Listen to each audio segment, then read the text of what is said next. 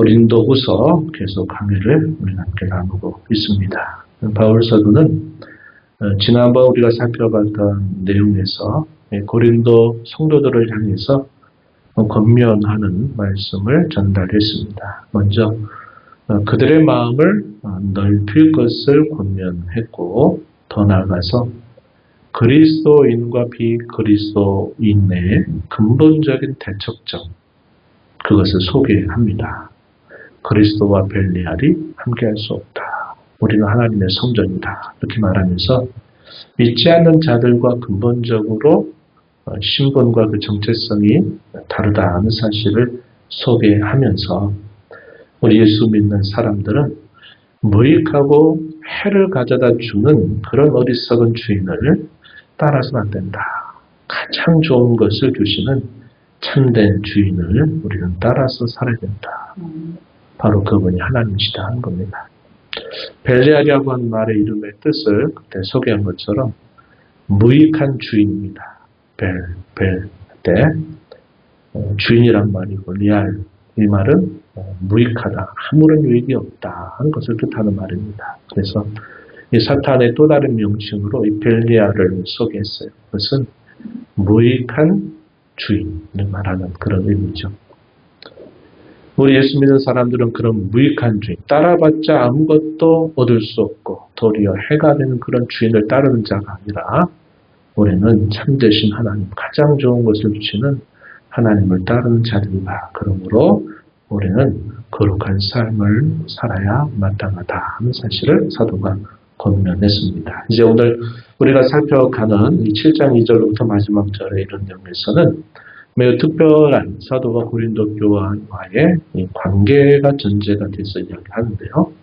고린도 교회 성도들이 사도가 보냈던 소위 근심의 편지를 그들이 보고 나서 처음에는 그들이 그것으로 인해서 힘들어했지만 나중에는 그것이 그들에게 아주 좋은 신앙이 회복되는 그런 좋은 계기가 됐다 하는 소식을 듣고서 바울 사도와 함께하는 이 복음의 일꾼들이 극심한 환난 중에서 그 소식을 듣고 큰 위로와 기쁨을 얻었다 하는 내용들을 이제 전달해 주고 있습니다. 그래서 오늘 우리가 살펴보는 이 내용은 매우 좀 특수한 상황이 반영되고 있는 부분이다. 이렇게 우리가 여길 수 있는 부분이죠. 이것은 우리가 처음 이 고린도 후서의 편지를 여러분들에게 소개하면서 바울 사도를 통해 기록한 많은 서신들 가운데 이 고린도 후서는 매우 특별한 성격을 가지고 있다. 때로는 격정적인 마음, 때로는 슬퍼하는 마음, 때로는 분이 나는 마음, 때로는 기뻐하고 즐거워하는 이런 마음들이 이 편지 속에 그대로 녹아져 있다는 것 우리가 살펴봤습니다. 오늘 우리가 살펴보는 내용이 이러한 특별한 상황을 반영해주고 있다는 것을 우리가 오늘 살피게 될 것입니다. 다시 한번 여러분들 이제 머릿속에 잘 새겨졌는지 모르겠지만 이 고린도 교회와 이 사도 바울 간의 이 특별한 여러 상황 한번 다시 간략하게 한번 생각해 보죠. 바울 사도가 고린도 전서라고 하는 이 편지를 쓰기 전에 하나의 편지를 썼습니다. 고린도 교회에 발생했던 문제들에 대한 사도의 편지가 성도들에게 전달됐고, 그 이후에 이제 쓴 두 번째 편지가 바로 이 고린도 전서라고 했어요. 그리고 이 고린도 전서 편지를 디모데를 통해서 그것을 전달하게 됩니다. 후에 그리고 바울 사도가 이 고린도 교회를 잠시 방문하는 기회를 가졌다 그랬어요. 그때 이 방문은 상당히 근심을 많이 가지고 방문했던 일이었습니다. 그리고 나서 돌아왔어요. 그리고 나서 그들에게 소위 엄격한 편지, 혹독한 편지, 번징의 편지를 쓰게 됩니다. 이게 세 번째 편지라고 했어요. 오늘 우리가 있는 상황이 이 내용이 반영이 돼요. 이 세 번째 엄격한 편지를 누구를 통해서 전달하냐면 이번엔 디도를 통해서 고린도 교회에 전달을 했습니다. 그리고 나서 이 디도가 그 편지를 전달하고 고린도 교회의 여러 상황들을 지켜본 다음에 이 디도가 돌아오는데 처음에 만나려고 했던 그 약속된 장소는 드로아라고 하는 장소였는데 이 드로아에서 만나지 못하게 됩니다. 만나지 못하고 어디로 사도와 그의 일행들이 옮겨가냐면 마게도냐 지방으로 옮겨가게 돼요. 만나지 못했을 때 이 사도가 심적으로 상당히 힘들었을 겁니다.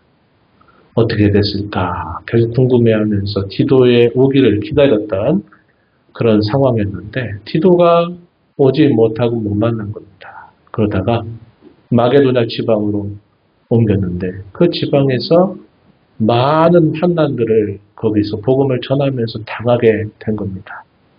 바로 그런 많은 환난들이 그들을 덮치고 있는 그런 상황 속에서 그곳에서 마침내 디도를 만나게 돼요.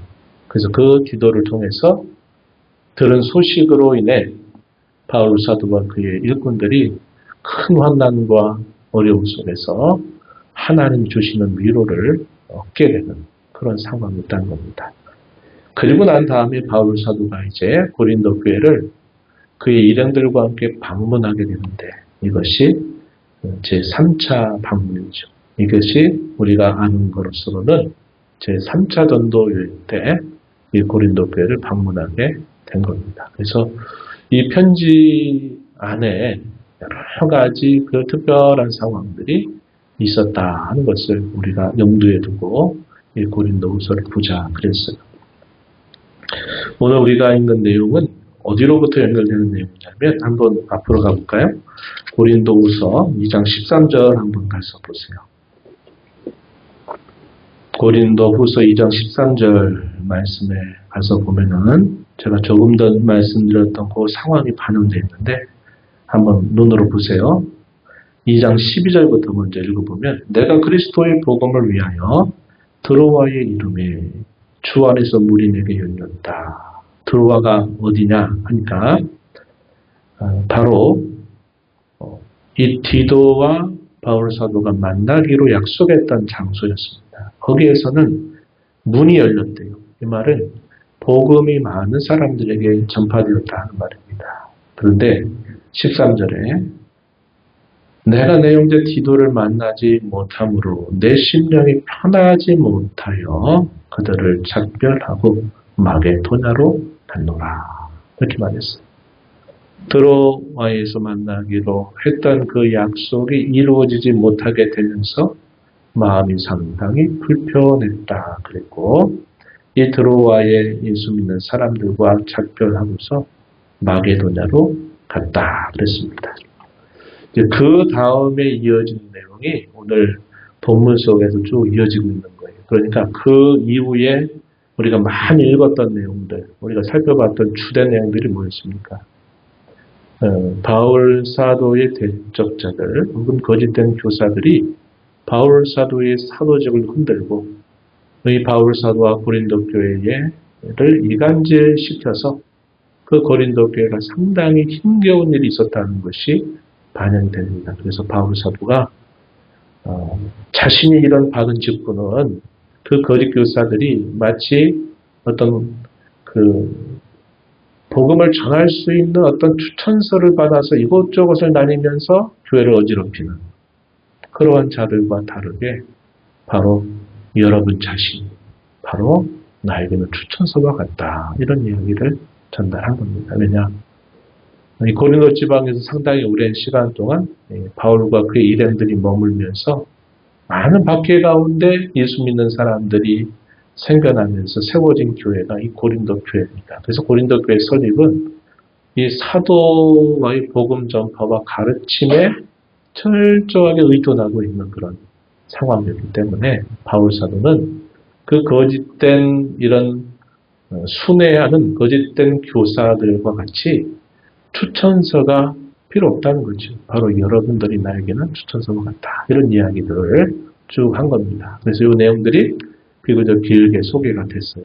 그리고 이제 오늘 우리가 있는 7장에 와서 고린도후서 2장 13절 이하의 그 이야기들이 이제 이어져서 소개되고 있다 한 겁니다. 그런 맥락을 여러분들이 기억하시면서 이제 보시면 되겠어요. 먼저 2절로부터 12절에 이르는 긴 내용 속에서 바울 사도가 큰 위로를 받았다는 사실을 이 글에서 나타내주고 있습니다. 그 위로를 받게 되는 그런 배경이 무엇인가 하는 것을 우리가 먼저 살펴볼 수 있겠습니다. 한번 보시죠. 먼저 2절에 바울 사도가 그들을 향해서 권면하는 말씀을 또다시 소개하는데 마음으로 우리를 영접하라 이렇게 다시 권면합니다. 우리는 아무에게도 불의를 행하지 않았고 아무에게도 해롭게 하지 않았고 아무에게서도 속여서 빼앗은 일이 없다. 이 말은 이 바울 사도가 이 고린도 지방에서 복음을 전할 때 그가 힘썼던 여러 일들에 대해서 그들에게 다시 상기시켜 준 겁니다. 불의를 행한 적이 없었다. 여러분들에게 해를 끼친 적도 없었다. 또 여러분들에게 무엇인가를 속인 일도 없었다. 이 말은 복음을 전했던 이 사도와 그의 일행들이 가졌던 그들의 마음 또 그들의 자세 이것을 다시 한번 소개한 겁니다. 그래서 우리를 마음을 열어서 우리를 영접해 다오 이렇게 권면을 하는 겁니다. 고린도 교회를 향한 이 사도와 그의 동료들의 마음은 아주 애틋합니다. 2절 이하에 보면요. 3절 가서 보면은 이렇게 말해요.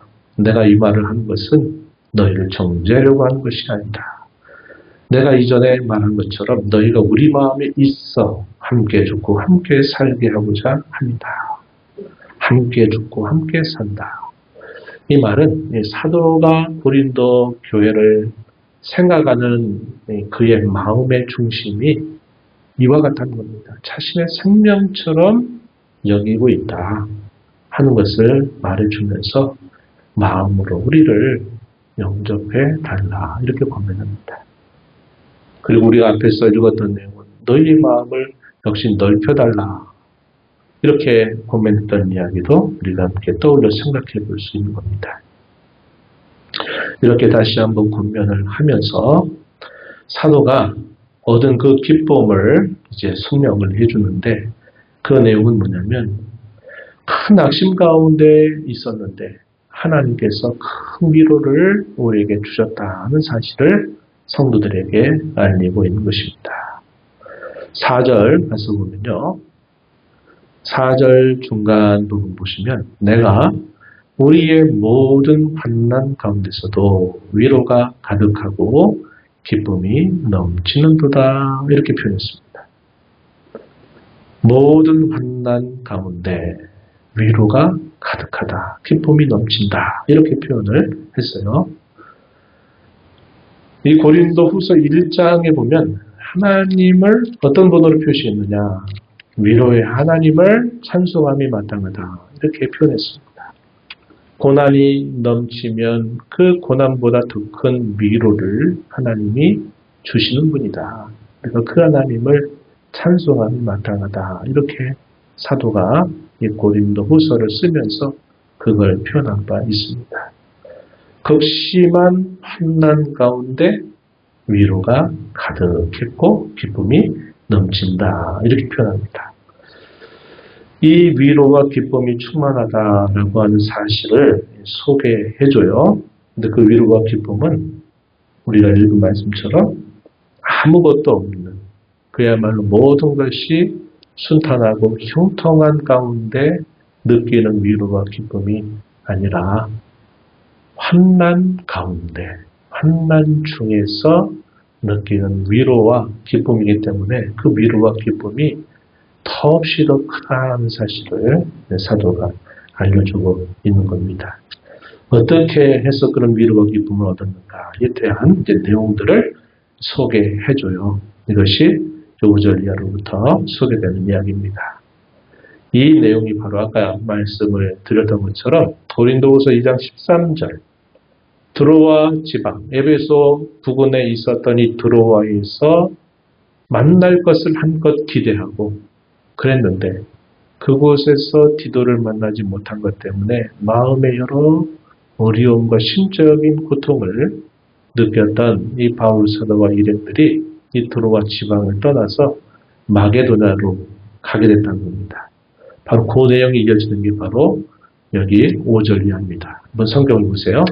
우리가 마게도냐에 이르렀을 때도 우리 육체가 편하지 못하였고 사방으로 환난을 당하여 밖으로는 다툼, 안으로는 두려움이었다. 이렇게 표현했습니다. 드로아 지역을 떠나 마게도냐에 도착했는데 심적인 부담과 고통을 안고 마게도냐로 갔는데 또 상황은 또 드로아 지역보다 더 상황이 안 좋은 겁니다.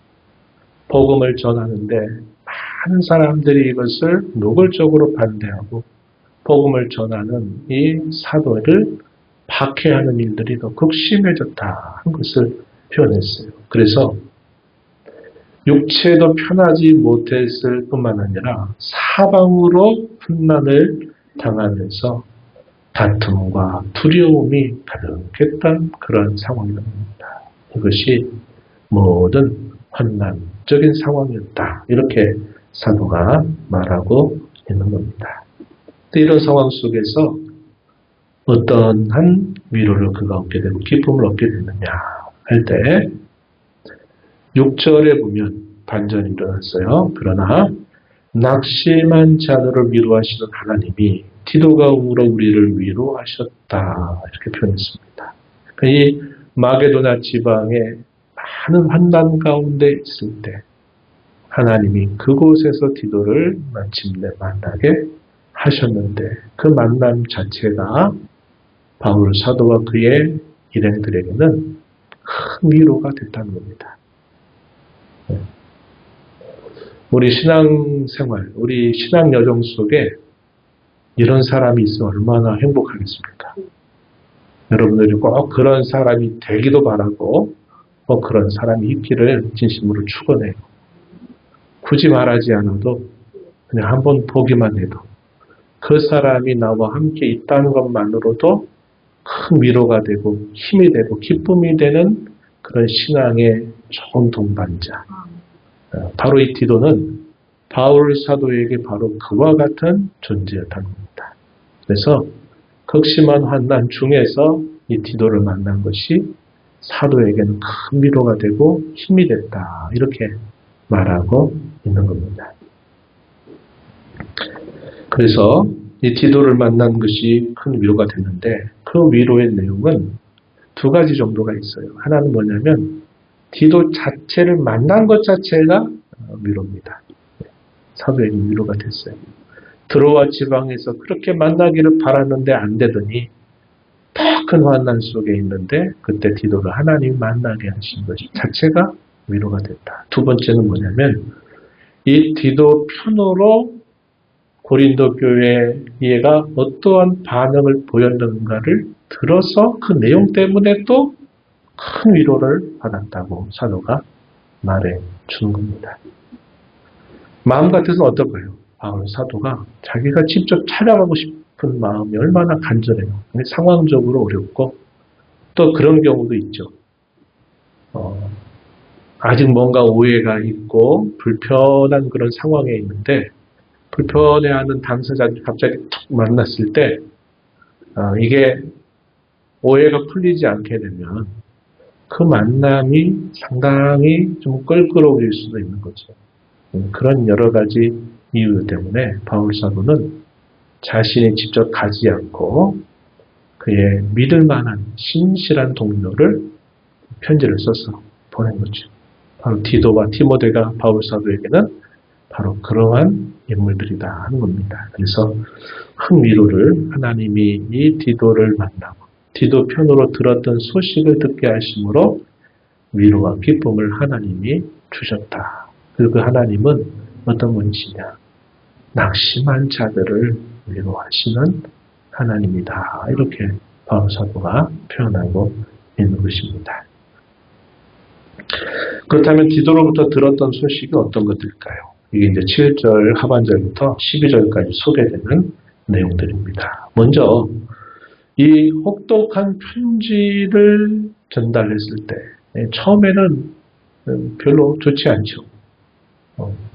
권징을 행하는 그런 편지를 보냈기 때문에 편지를 받는 이 고린도 교회 성도들, 심지어 그 당사자들조차도 상당히 부담스럽고 힘든 그런 편지의 내용이었습니다. 그런데 처음에는 근심했지만 그러나 시간이 지나면서 그들이 어떤 반응을 보이느냐. 사모함과 애통함과 사도를 향한 열심으로 그들이 변모되었다. 이렇게 이야기를 들은 것입니다. 7절 하반절에 보면은 너희의 사모함과 애통함과 나를 위하여 열심히 있는 것을 우리에게 보고함으로 나를 더욱 기쁘게 하였느니라. 디도를 통해서 들은 소식이 바로 그와 같다는 겁니다.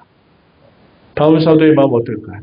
이번에도 또 이 성도들이 또 마음을 또 불편하게 먹고 또 나에 대해서 오해하고 또 이간질된 그런 상황을 더 깊이 빠져들어가면 어떻게 될까? 이런 깊은 염려가 있었는데 하나님이 결국 그들의 마음을 돌이켜서 그들이 예전과 같은 그런 마음을 회복했다 하는 사실을 들으니까 더없는 큰 기쁨이 되었다 하는 것입니다. 그래서 이러한 소식을 들어서 더 큰 위로가 됐다 하는 거죠. 그것은 엄격한 편지에 대해서 사도가 깊이 가졌던 그의 깊은 사랑과 염려를 이 고린도 교회 성도들이 그것을 헤아리고 이해하게 됐다 하는 것을 말해준 것입니다. 그 편지를 쓴 의도가 뭘까요? 죄 지었으니 벌 줘라. 이제 겉으로 볼 땐 이런 내용인데 사도가 이런 표현들을 할 때 그의 마음은 애틋하고 그들을 향한 깊은 사랑에서 이런 표현들을 한 것인데 그 마음이 그들에게 전달이 되었다 한 것입니다. 그들이 이 편지를 받고 어떤 반응을 보였느냐. 이 내용이 상당히 우리에게 주목하게 하는 내용들이 될 수 있습니다. 8절에 보면은 내가 편지로 너희를 근심하게 한 것을 후회하였으나 지금 후회하지 아니함은 그 편지가 너희로 잠시만 근심하게 한 줄을 압니다. 이렇게 말해요. 에스겔 선지자에게 하나님께서 그 어두웠던 시대에 메시지를 줬을 때 그 메시지가 처음 그 메시지를 받아서 마치 먹는 것으로 비유할 때 그걸 받아서 먹을 때는 아주 쓰고 너무나 힘들어요. 그런데 그것을 받아 먹었더니 배에 들어가니까 그것이 큰 기쁨이 됐다. 이런 표현을 사용하죠. 하나님 말씀이 우리에게 들려줄 때 때로는 우리에게 거센 그런 책망을 주듯이 또 무서운 경고를 주듯이 우리에게 주어질 때는 우리의 마음이 심히 더 무거워지고 괴로워질 수 있어요. 그러나 그 뜻을 우리가 깨닫고 인내하고 그것을 받아들일 때 지나고 나서 보니까 그것이 우리에게는 더 없는 보약처럼 우리를 다시 되살아나게 하고 소생하게 하는 그런 결과를 가져다 주는 것처럼 바로 이러한 반응을 그들이 보였다는 겁니다. 한번 계속 말씀을 보시죠. 9절에 내가 지금 기뻐하고 너희로 근심하게 한 까닭이 아니요 도리어 너희가 근심함으로 회개함이 이런 까닭이다. 이 근심이라고 하는 말을 다른 말로 직역을 하면 슬픔 이런 말입니다. 슬픔. 그러니까 그들이 사도의 편지를 받았을 때 근심하게 됐다라는 말은 그 편지를 통해서 그들이 슬퍼하게 됐다는 겁니다. 슬퍼하게 됐다. 그 말이에요. 그 슬픔이 어디로 갔느냐? 회개함에 이르도록 했다 하는 겁니다. 그래서 이걸 뭐라고 사도가 표현했느냐? 하나님의 뜻대로 근심하는 것이다. 이렇게 표현했습니다. 하나님의 뜻을 따라서 슬퍼하는 것. 이것을 표현했어요. 이러한 하나님의 뜻대로 하는 슬픔 혹은 근심은 구원에 이르게 하는 회개를 이루는 것이다. 이렇게 말했습니다. 10절에 반면에 이와 다른 것. 세상적인 슬픔, 세상의 근심은 뭘 이루게 하느냐? 사망을 이루게 한다는 겁니다. 그래서 하나님의 뜻대로 하는 근심 혹은 슬픔은 우리로 회개함을 통해서 우리에게 하나님의 은혜를 크게 힘입는 곳으로 나아가게 하지만 세상의 근심, 세상의 슬픔은 결국은 더 사람을 더 낙심하게 만들어서 결국은 사망을 이루게 하는 결과를 가져온다. 이렇게 사도가 말하고 있다 하는 겁니다. 이 하나님의 뜻대로 하게 된 이 슬픔이 그들을 어떻게 다시 분발하게 했느냐. 11절 말씀을 한번 보세요. 아주 이 표현 자체가 아주 강한 문체로 표현되어 있어요. 보시면 11절에 너희로 얼마나 간절하게 하였는가. 너희로 얼마나 변증하게 하였는가. 너희로 얼마나 분하게 하며 너희로 얼마나 두렵게 하며 얼마나 사모하게 하며 얼마나 열심히 있게 하며 얼마나 벌하게 하였는가. 하나님의 뜻을 따라서 슬퍼하고 근심하고 했던 그 아픔이 그들을 다시 분발하게 만들어서 그들로 하여금 다시 하나님을 향한 열정, 그분을 향한 사랑, 그분에 대한 신앙을 더욱더 다시 되살아나게 하는 이러한 결과를 만들어 주었다고 사도가 말하고 있는 겁니다. 마지막에 뭐라고 표현했어요? 너희가 그 일에 대하여 일체 너희 자신에게 그 담을 다 내었느니라. 이렇게 표현을 한 겁니다. 그래서 이 11절로부터 23절에 이르는 이 9절부터 11절에 이르는 내용들은 바울 사도가 이제 고린도 교회 성도를 향해서 한 표현들이지만 일반적인 중요한 원리를 우리에게 가르쳐 주는 말씀이기도 합니다. 우리가 세상 살면서 근심 많이 하죠. 염려 많이 하죠. 필요한데 가지지 못해서 근심하고 염려하고 그런 것도 있고 또 세상에 대한 많은 생각들이 내가 원하고 바라는 것들을 가로막고 안 되게 하는 것처럼 보일 때 또 우리가 이런 세상적인 슬픔과 근심을 하게 되는 겁니다. 근데 그런 것이 많이 하면 어떻게 됩니까? 우리가 마음과 정신에 스트레스를 받죠. 그 받은 스트레스가 우리의 몸을 약하게 만들죠. 병 걸리게 만들고 시험에 들게 만들고 우리로 하여금 낭망하고 더 깊이 절망하게 만드는 그런 일들을 가져다 준다는 겁니다.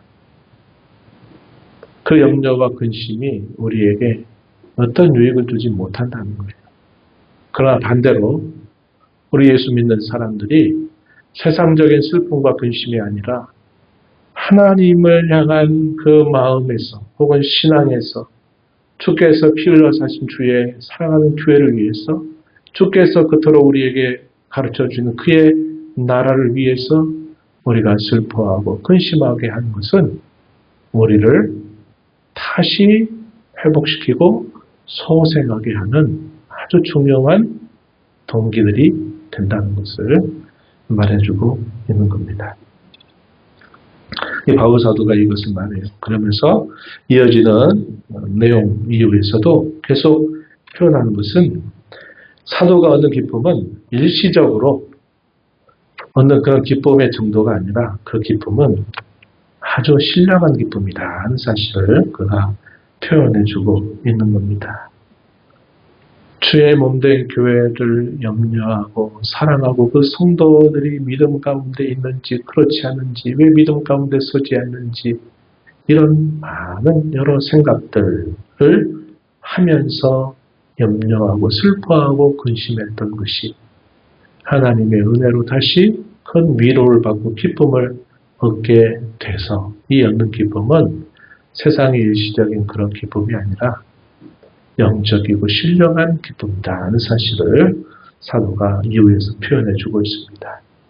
디도가 이 바울 사도가 쓴 이 편지, 이 엄격한 편지를 받았을 때 이 고린도 교회 성도들이 디도를 영접하고 디도의 말을 순종했었던 것, 그 이야기를 들었죠. 그것으로부터 또 기쁜 겁니다. 15절 이렇게 표현했어요. 그가 너희 모든 사람들이 두려움과 떨므로 자기를 영접하여 순종한 것을 생각하고 너희를 향하여 그의 심정이 더욱 깊었다. 이렇게 말합니다.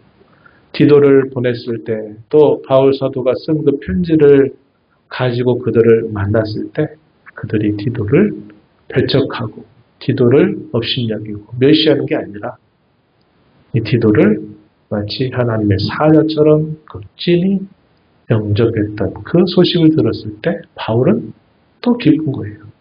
아, 정말 여러분들이 잘한 일입니다. 이렇게 이제 기뻐하는 거죠.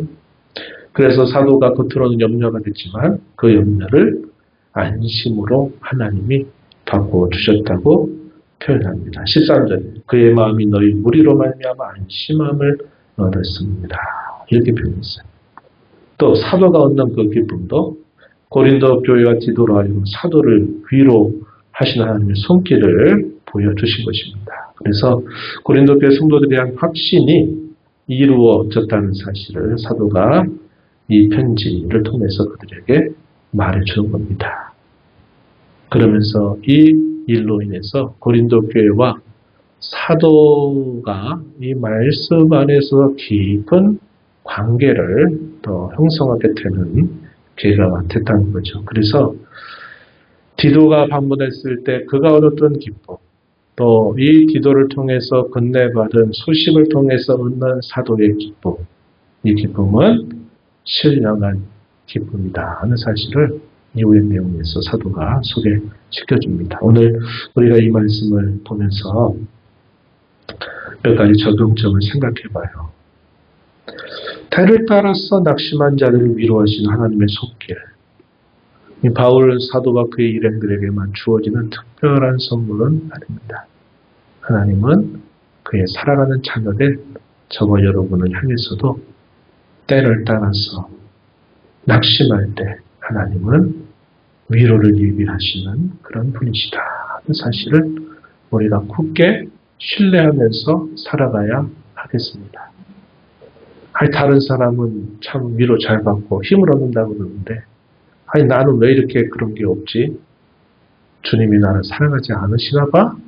이런 생각을 할 필요가 없다 이 말입니다. 하나님은 저와 여러분을 우리가 우리를 아는 것보다 더 우리를 잘 알고 계셔서 우리를 적당한 때 하나님께서 우리를 언제든지 위로하시는 그러한 하나님이시다 하는 사실을 우리가 의심하지 말고 확신하면서 우리의 남은 신앙 여정을 걸어가야 한다는 겁니다.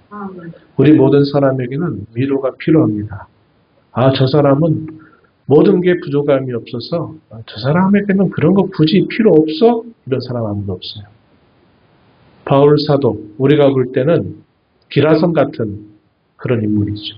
그러나 그가 쓴 이 개인적인 격정이 표현되어 있는 이 편지를 보세요.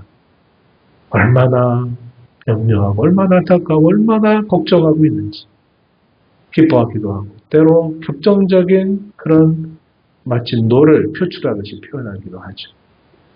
사도가 얻는 그 위로 그게 우리가 살펴본 것처럼 디도 자체를 만난 것만으로도 그게 큰 위로가 됐고 더더군다나 그를 통해서 들었던 소식은 사도를 더욱더 위로해서 그 극심한 환난을 능히 넘어서고 극복할 수 있도록 하나님이 그를 다시 굳세게 세워주시는 결과를 가져다 주셨다는 거죠. 누구에게 다 위로가 필요합니다. 위로가 필요 없는 사람은 아무도 없어요. 그래서 하나님은 위로의 하나님이시다. 그리고 우리도 그런 위로를 받고 여기까지 살아온 것처럼 우리도 위로할 줄 아는 위로자가 되어야 합니다. 네. 헐뜯고 비방하고 약점을 끄집어내는 일은 어려운 거 아니에요. 누구나 할 수 있어요. 그게 뭐 훈련이 필요합니까? 필요 없어요.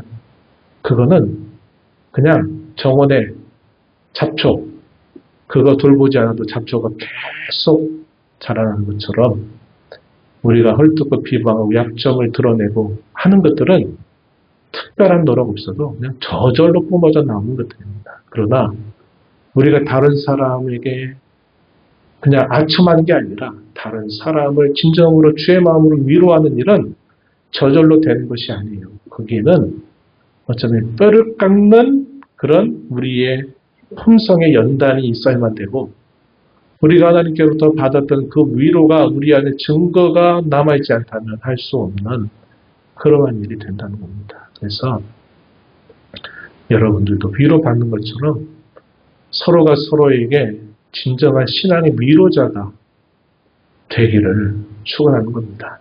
아까도 말씀드렸듯이 내 신앙의 여정에 그 사람은 언제나 굳이 말하지 않아도 그 사람은 나에게 힘을 주는 사람이야. 그런 사람이 있는 게 얼마나 행복하겠습니까? 또 여러분들이 그런 사람이 곁에 있는 성도들에게 되어준다면 그거 얼마나 복된 일입니까? 그런 사람들이 되고 또 그런 위로자가 또 되어서 주님의 교회를 더 든든히 세워가는 선한 도구들이 되기를 축복합니다. 우리가 살펴본 내용 중에 세상의 근심과 슬픔, 경건한 근심과 슬픔의 결과는 너무나 달랐다 그랬어요. 그죠? 세상의 근심은 사망을 이루지만 하나님의 뜻대로 하는 이 근심과 슬픔은 우리로 회개를 통해서 또다시 우리를 수성하게 하고 우리를 회복해야 하는 그런 것이 된다고 말하고 있습니다. 우리가 이 땅을 살면서 어떤 근심, 어떤 슬픔을 가지고 살아야 될까요? 내 마음대로 안 됐다고 세상에 대한 어떤 슬픔, 근심 가지고 살아야 되겠습니까? 우리가 그런 것보다 우리의 마음의 비중을 어디로 옮겨야 될까요?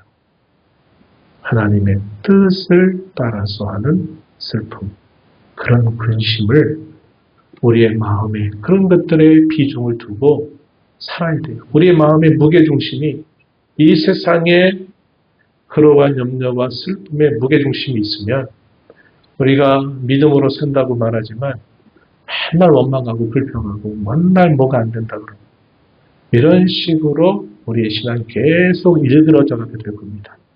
열매를 맺을 수 없는 삶이 되고 말 것이에요.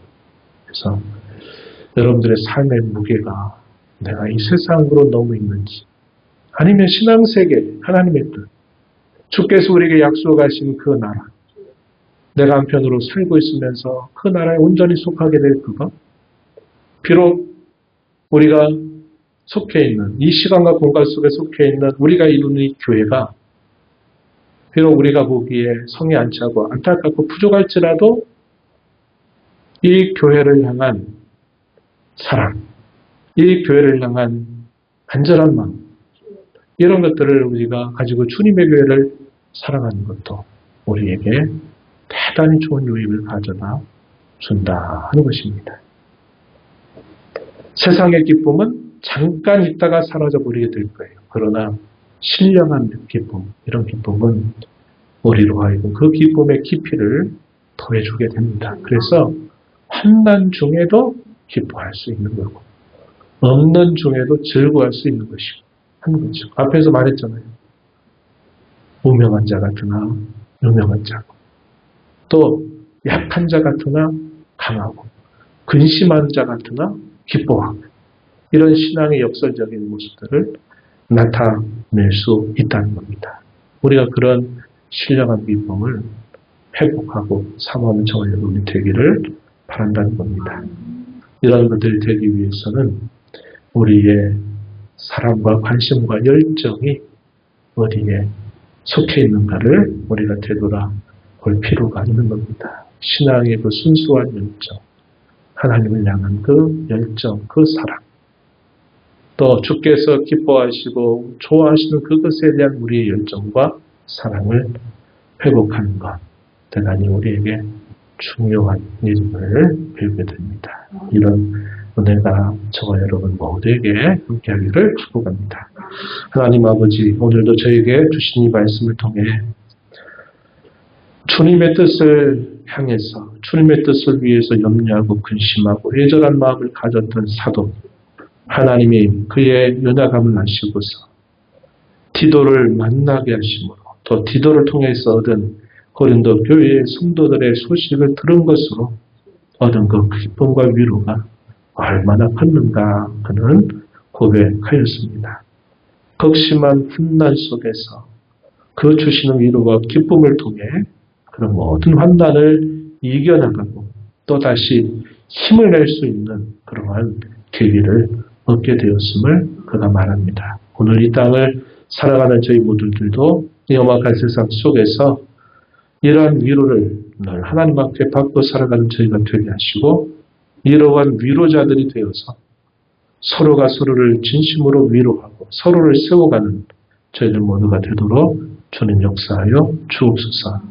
예수님 이름으로 기도하옵나이다. 아멘.